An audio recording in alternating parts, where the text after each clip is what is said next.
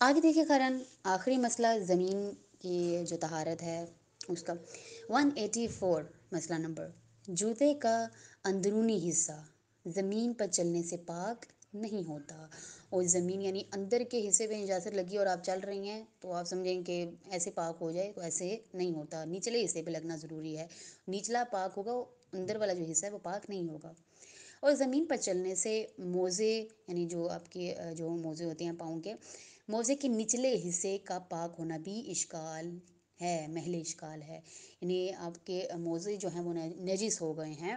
تو آپ سمجھیں کہ میں زمین پہ چلوں گی تو وہ پاک ہو جائیں گے، وہ پاک نہیں ہوں گے، وہ محل اشکال ہیں، وہ جوتے کی شرط ہے اور زمین کی شرط ہے۔ لیکن اگر موزے کا نچلا حصہ چمڑے یا چمڑے سے ملتی جلتی ہے، دیکھیں ایک تو اون کے بنے ہوتے ہیں نا، اب چمڑے کی بات کر رہے ہیں، لیکن اگر موزے کا نچلا حصہ چمڑے یا چمڑے سے ملتی جلتی چیز سے بنا ہو اور اسے پہن کر چلنے کا رواج بھی ہو تو وہ زمین پر چلنے سے پاک ہو جائے گا، ٹھیک ہے، چمڑے کا بنا ہوا ہے تو پھر جو ہے وہ زمین پر چلنے سے جو ہے وہ کیا ہوگی، ہمارا جو پاؤں ہے وہ پاک ہو جائے گا، اور وہ جو پہنا ہوا ہے چمڑے کا موزہ وہ بھی پاک ہو جائے گا۔ آگے دیکھیں، تیسری جو طاہر چیز ہے مطہرات میں سے ہے وہ ہے سورج۔ سورج بھی جو ہے وہ پاک کرتا ہے۔ 185 مسئلہ نمبر دیکھیے، کہنے کہ سورج زمین، عمارت اور دیواروں کو 5 شرطوں کے ساتھ پاک کرے گا۔ کون سی 5 شرطیں ہیں؟ یہ 5 شرطیں موجود ہوں گی تو آپ کی زمین بھی پاک، عمارت بھی پاک، دیوار بھی پاک، کس سے؟ سورج کی دھوپ سے۔ پہلا کہہ رہے ہیں کہ نجس چیز اس طرح تر ہو کہ اگر دوسری چیز اس سے لگے تو تر ہو جائے، یعنی کہ زمین جو ہے وہ نجس ہے اور اس پہ اگر کوئی چیز گرے گی نجس ہو جائے گی، اور وہ بھی نجس ہو جائے گی تو بدلی وہ بھی تر ہو جائے گی نا، تو کہنے لہٰذا اگر وہ چیز خشک ہو تو اسے کس طرح تر کر لینا چاہیے تاکہ دھوپ سے خشک ہو، یعنی کہ اگر کوئی چیز نجس ہے تو اس کو پہلے سکھا لیں، اس کے بعد جو ہے دھوپ میں رکھ دیں تو وہ کہہ رہے ہیں کہ وہ پاک ہو جائے گی۔ دوسری چیز دیکھیں، دوسری شرط، اس میں کوئی عین نجاست باقی نہ رہ گئی ہو، ٹھیک ہے، اب انہیں جب اس کو دھویا، یعنی کہ جب اوپر انہوں نے بتایا نا خشک کر لیں، تو کہنے کہ دھوئیں گے تو وہ کیا ہوگی، عین نجاست اس کی باقی جو ہے وہ نہیں رہے گی، اس میں باقی نہ رہے تب آپ اس کو جو دھوپ لگے گی وہ جو ہے کیا عین نجاست، دیکھیں عین نجاست خون ہے،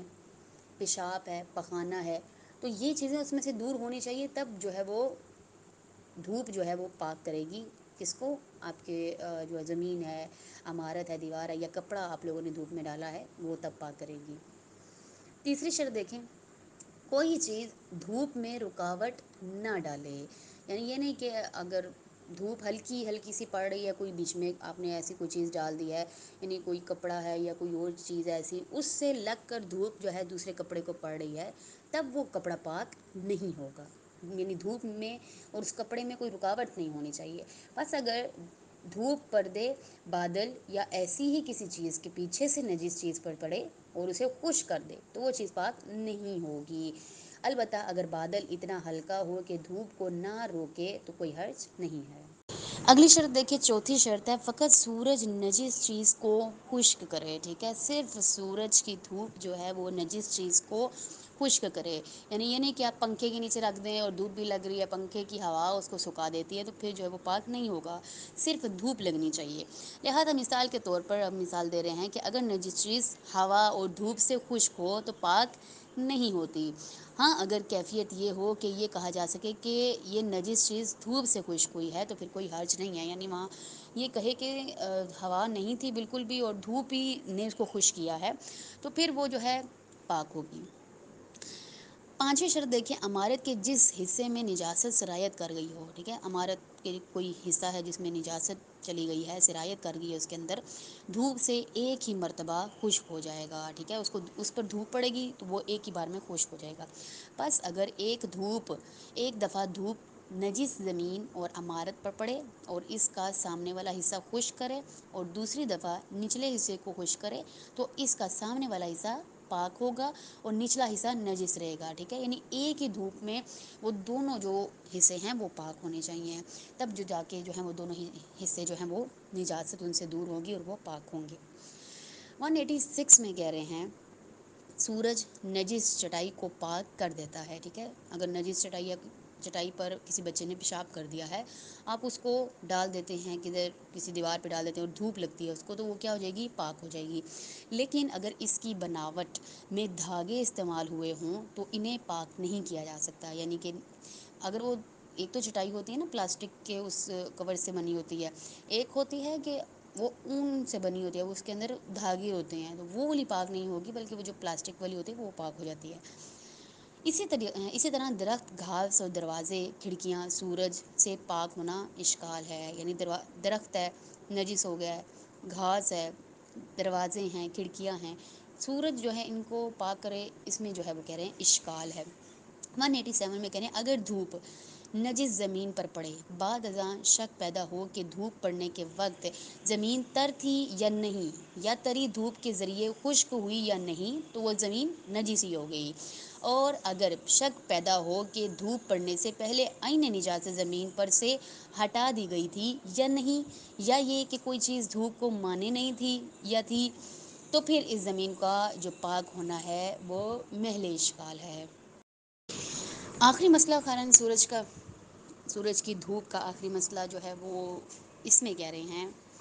کہ 188 مسئلہ نمبر، اگر دھوپ نجس دیوار کی ایک طرف پڑے، ٹھیک ہے، نجس دیوار ہے، دھوپ ایک طرف پڑ رہی ہے، دوسری دیوار بھی نجس ہے، دوسری طرف بھی نجس ہے، اور اس کے ذریعے دیوار کی وہ جانب بھی خشک ہو جائے، یعنی کہ آگے والی جو جہاں پہ دھوپ پڑی ہے وہ تو خشک ہوئی، پچھلی والی بھی خشک ہو گئی جس پہ سورج کی دھوپ نہیں پڑی، مگر جس پر دھوپ نہیں پڑی تو بعید نہیں کہ دیوار دونوں طرف سے پاک ہو جائے، یعنی کہ دیوار جو ہے پھر شک ایک طرح کا آ جاتا ہے کہ اس طرف والی دیوار جو ہے وہ پاک نہیں ہوئی اور جس پر دھوپ پڑی ہے وہ پاک ہو گئی ہے۔ لیکن اگر ایک دن اس کے ظاہری حصے کو خشک کرے اور اگلے دن باطنی حصے کو خشک کرے تو صرف اس کا ظاہری حصہ پاک ہوگا، ٹھیک ہے، صرف اس کا جو ظاہری حصہ ہے